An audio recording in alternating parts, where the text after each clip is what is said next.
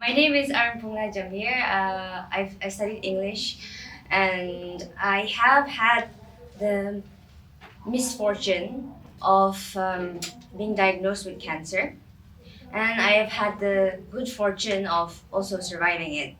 So I suppose I'm here now to because I want to talk about my experience and also to bring awareness to this sort of cancer that I've had. Um, so the cancer that been diagnosed was or is NPC, nasopharyngeal carcinoma. It's the cancer that of the nasopharynx, which is right behind your sinus.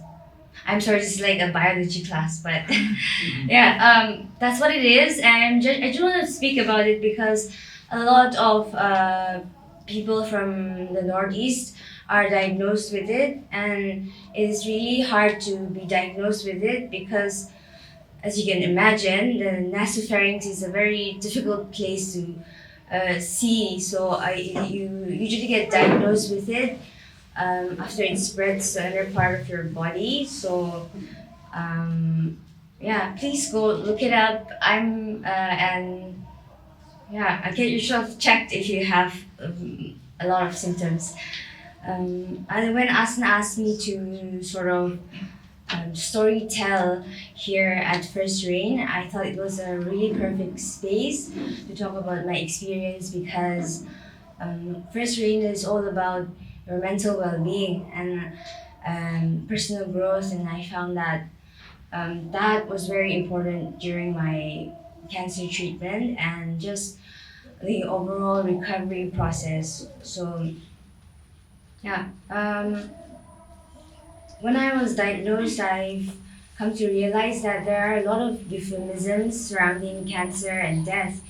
No one really talks about cancer as cancer. Just say sickness or illness, and yeah, you're mostly just placated with positivity, and no one really sees what you're going through. I remember um, a senior and a friend of mine, Adi Yarden Jamir, wrote to me. He was the first one who wrote to me saying, "Aren, I heard that you're going through a lot."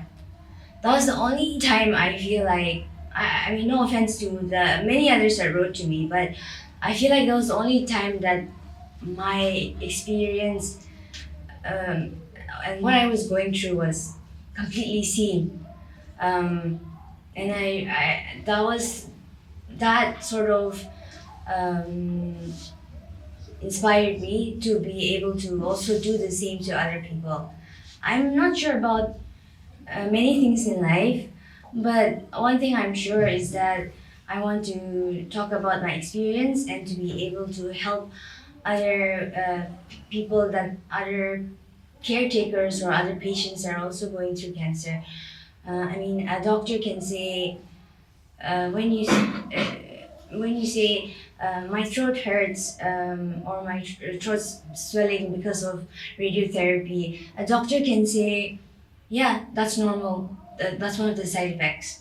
But me as a patient can tell the patient that to avoid bananas because they really burn strangely, and to avoid tomatoes because they're acidic. Yeah, so little things like that I feel like is where I can help, which a doctor can't help in. So yeah, that's what I really want to do. And I've written a little snippet, a little prose of sorts, because forgive me, sir, but I do not have the self discipline to write a book. So I have a really short page, um, and I want to read that for you. I remember 4th January 2020 well. Perhaps it is the only date I like to keep close to my heart.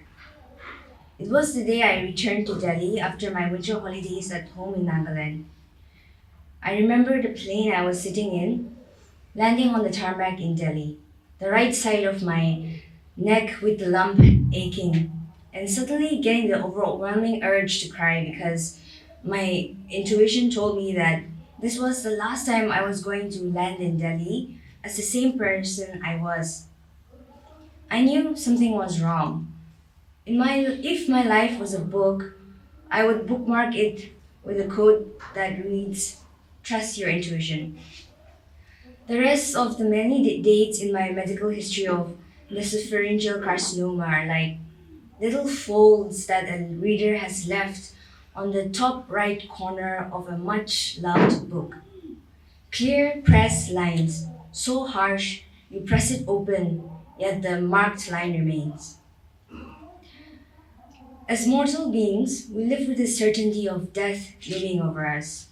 However, it is quite a different thing altogether to have this certainty be put into a percentage. 75% chance of surviving stage 3 NPC cancer. It presses on you to reconsider everything. Everything after the diagnosis is a blur. It is true, the brain wires to survival mode when it has to. What does one remember when you go from a regular checkup at the ENT doctor to having to put your entire life on pause so you can undergo life-saving chemotherapy and radiotherapy? How can something be such an ironic parallel, life-saving and life-threatening at the same time? I suppose in this regard, it is only normal that we assume cancer to be so synonymous to death. When friends heard of my diagnosis, I was referred to in past tense. I was. I was written long goodbyes before I even began treatment. I once referred to these as eulogies that people wrote for me.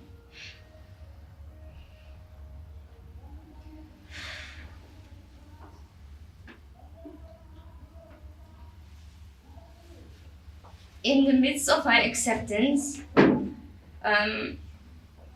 I felt as though I was accommodating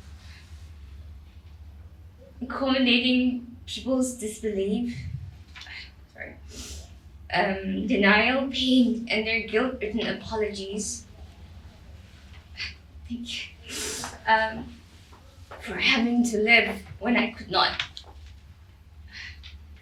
I was in the middle of cancer treatment. The world was in the middle of a pandemic. I had lost my voice to inflammation from radiotherapy burns, and if I could have yelled, I would have yelled. Live a little more for me too. I couldn't, you couldn't leave either. We were all curled up under masks, frightened of the end. I lost my sense of taste during treatment. Bitter, salt, sour, sweet. Sweet was the first to go. Sour remained the longest. I found that so very fitting. My sense of taste took months to return. It took sweet years to return. Recovery took even longer. It does not end after the doctor tells you that the PET-CT scan shows no evidence of cancer in your body. That is where another thing begins altogether. Recovery. Everyone is happy for me. I was. Now I am. I am told I am a survivor, a brave warrior of sorts. If only they knew all I did was lie in bed and everyone else did all the work. I am a group project and a lot of medical bills. I am told over and over again about what a brave warrior I have been, and over again I find myself begging to be heard, asking for my pain to be acknowledged just as much as my supposed strength. The scans and tests tell you that you are better now, but you are not okay. This is what recovery feels like. In all of this, there is a death, a burial of a different kind. I mourn the loss of the person I was before. There's me before cancer and me after cancer. Post cancer me is a lot more compassionate to those going through illness or any kind of recovery. I completely understand, I tell them, and I completely mean it.